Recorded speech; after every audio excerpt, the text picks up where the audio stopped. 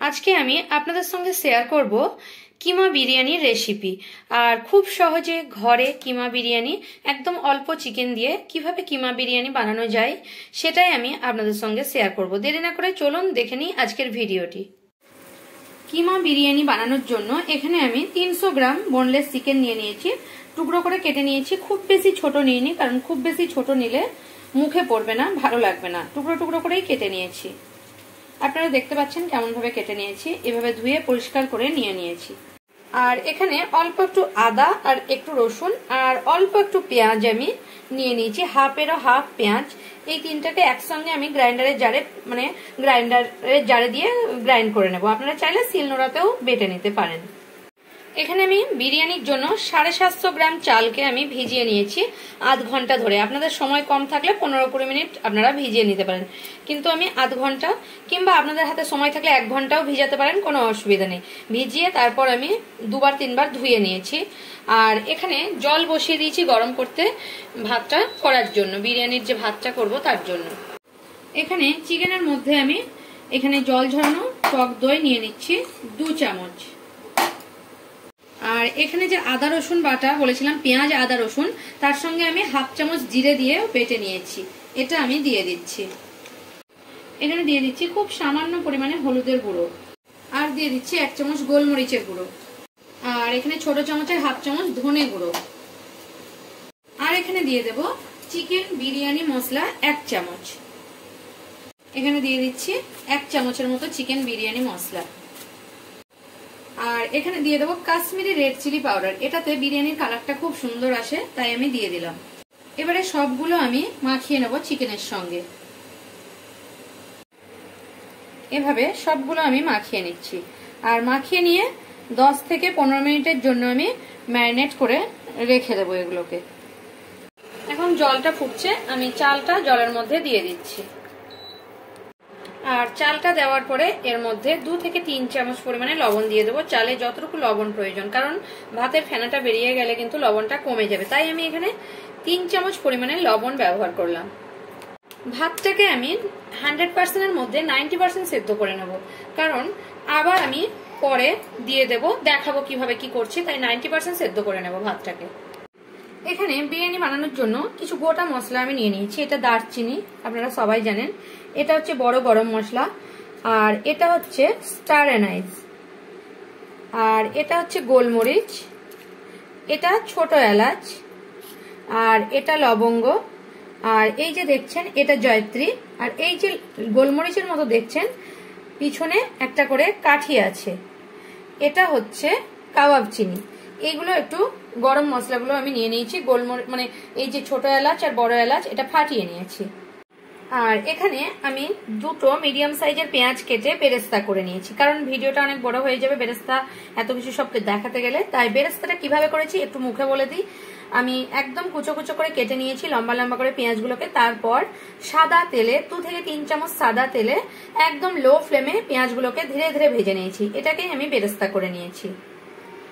হ্যাঁ, আপনারা যদি চান তাহলে কিন্তু একটু বেশি তেল দিয়ে কড়কড়ে বেরেস্তা করে নিতে পারেন, মানে একটু মুচমুচে, কিন্তু আমি সেটা না করে একটু নরম টাইপের বেরেস্তাটা করে নিয়েছি।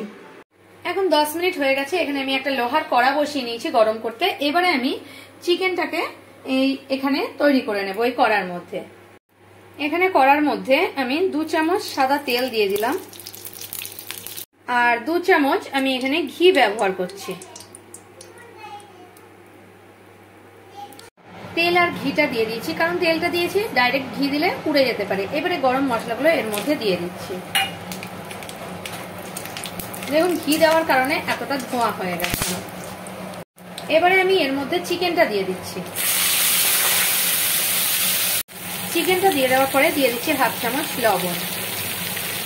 আর এবারে চিকেনটাকে আমি এভাবে নেড়ে নেব মিডিয়াম ফ্লেমে রেখে ঘি আর তেলের মধ্যে।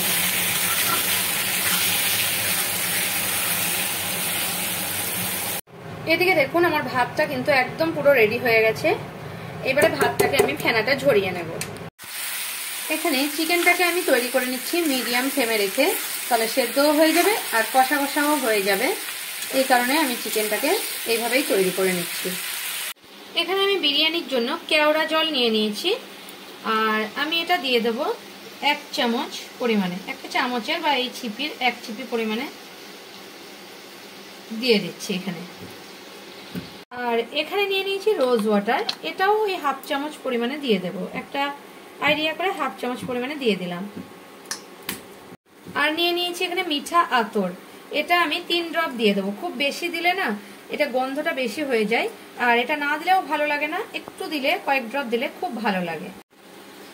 এখানে 3 ড্রপ দিয়ে দিচ্ছি। এরপরে আমি একটু ইয়েলো ফুড কালার নিয়ে নিয়েছি, এটা আমি এর মধ্যে দিয়ে দিচ্ছি। একটু কালারটা দিলে বিরিয়ানিটা দেখতে সুন্দর লাগে, এই কারণেই আমি ইয়েলো ফুড কালারটা একটু দিয়ে দিচ্ছি। এখানে চিকেনটা আমার কষানো হচ্ছে। এবারে 5-7 মিনিট পরে আমি চিকেনটাকে হাই ফ্লেমে দিয়ে নিয়েছি, এবারে একটু হাই ফ্লেমে দিয়ে এটাকে কষিয়ে নেব। এখন আমার চিকেনটা পুরোপুরি রেডি হয়ে গেছে, এবারে আমি গ্যাসের ফ্লেমটা অফ করে দিচ্ছি। এখানে একটা আমি কড়া নিয়ে নিয়েছি, বিরিয়ানিটা এই কড়াতেই বসাবো ননস্টিক। আর এখানে আমি দুধ নিয়ে নিয়েছি, মানে আপনারা চাইলে যে কোনো মানে প্যাকেট দুধ বা গরুর দুধ গরম করে নর্মাল টেম্পারেচারে রাখা দুধ নিতে পারেন, কিন্তু আমার কাছে এখন অ্যাভেলেবেল নেই, তাই আমি 2 চামচ আমুল পাউডার এভাবে গুলে নিয়েছি, দুধ করে নিয়েছি। আর এই দুধটা প্রথমে আমি এর মধ্যে দিয়ে দিচ্ছি। এখন এর মধ্যে আমি দিয়ে দেব চাল, যে চালটা আমি তৈরি করে নিয়েছি চালটা দিয়ে দিচ্ছি। চালটা আমি একবারে দেব না, দুবারে দেব। এবারে এর উপরে আমি চিকেন যে রান্না করে নিয়েছি চিকেনগুলো দিয়ে দিচ্ছি। পুরো চিকেন দিচ্ছি না, 1 লেয়ার দিয়ে দিচ্ছি। এর উপরে হালকা একটু বিরিয়ানি মশলা ছড়িয়ে দিচ্ছি। তারপরে এর উপরে অল্প একটু ঘি দিয়ে দিচ্ছি, যে বেরেস্তাটা করে রেখেছিলাম সেই বেরেস্তাটা একটু দিয়ে দিচ্ছি। তারপর যে কেওড়া জল এগুলো আমি চামচের সাহায্যে দিচ্ছি না, তাহলে এক জায়গায় পড়বে, হাতে এইভাবে ছড়িয়ে ছড়িয়ে দিচ্ছি। আপনারা চাইলে চামচে দিতে পারেন, কিন্তু হাতে দিলে সব জায়গায় পড়বে, সেই কারণে আমি দিয়ে দিচ্ছি। এরপর আমি আবার ভাতগুলো দিয়ে দিচ্ছি। এবারে ভাতটা সাজিয়ে নিয়েছি, এরপরে আবার চিকেনটা আমি দিয়ে দিচ্ছি, বাদ বাকি যে চিকেনটা ছিল সেটা। আমি চিকেনগুলো দিয়ে দিয়েছি, এবারে এগুলো আমি একটু দিয়ে দিচ্ছি।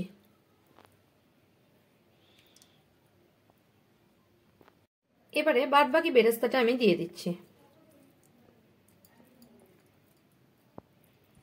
এবারে 1/2 চামচ ঘি উপর থেকে ছড়িয়ে দিলাম, আর আমি কিছু দিচ্ছি না এর উপরে। এখন আমি গ্যাসের একদম লো ফ্লেমে বিরিয়ানিটাকে বসিয়ে দিচ্ছি। এখন আমি গ্যাসের একদম লো ফ্লেমে বিরিয়ানিটাকে বসিয়ে দিলাম, আর এটা ঢাকা দিয়ে দেব। আর ঢাকা দিয়ে ফুটোটা বন্ধ করে দেব, কিছু দিয়ে, আটা দিয়ে হোক বা লবঙ্গ দিয়ে হোক। আর একদম লো ফ্লেমে 7 মিনিটের জন্য আমি এটাকে স্টিমে দেব। এখন 7 মিনিট থেকে 8 মিনিট হয়ে যাচ্ছে, একদম লো ফ্লেমে বিরিয়ানিটাকে দিয়েছি, দেখুন। এবারে দেখতে পাচ্ছেন উপর থেকে নিশ্চয়ই এটা আমার তৈরি হয়ে গেছে। গ্যাসের ফ্লেমটা আমি অফ করে দিচ্ছি, আর স্ট্যান্ডিং টাইমের জন্য 5 মিনিট আমি রেখে দিচ্ছি এটাকে। আর এটা আটা দিয়ে বন্ধ করে দিয়েছিলাম, দেখতেই পাচ্ছেন উপর থেকে কতটা সুন্দর কালার এসছে আমার বিরিয়ানির। এবারে 5 মিনিট পরে আপনাদের খুলে দেখাচ্ছি কতটা সুন্দর কালার হয়েছে, দেখুন। এবারে বিরিয়ানিটা দেখুন কতটা ঝরঝরে আছে, কতটা সুন্দর কালারও কতটা সুন্দর হয়েছে। আপনারা দেখলে তো বুঝতে পারছেন কিভাবে, মানে কতটা সুন্দর, নিচেও লেগে যায়নি বা মানে একদম নিচে পুরো লেগে যায়নি, অথচ জল জলও নেই। দেখুন এদিকে দেখাচ্ছি আমি, একদম পুরো কতটা সুন্দর হয়ে আছে। এবারে আমি আপনাদের পেরে দেখাচ্ছি বিরিয়ানিটা কতটা সুন্দর হয়েছে, দেখুন কতটা সুন্দর হয়েছে। আর আমার ভিডিও যদি আপনাদের ভালো লাগে তাহলে আমার চ্যানেলকে সাবস্ক্রাইব করার অনুরোধ রইল, আর কমেন্ট করে জানাবেন রেসিপিটা আপনাদের কেমন লাগলো। যদি ভালো লেগে থাকে তাহলে একটা লাইক করতে ভুলবেন না, আর প্রচুর প্রচুর শেয়ার করবেন।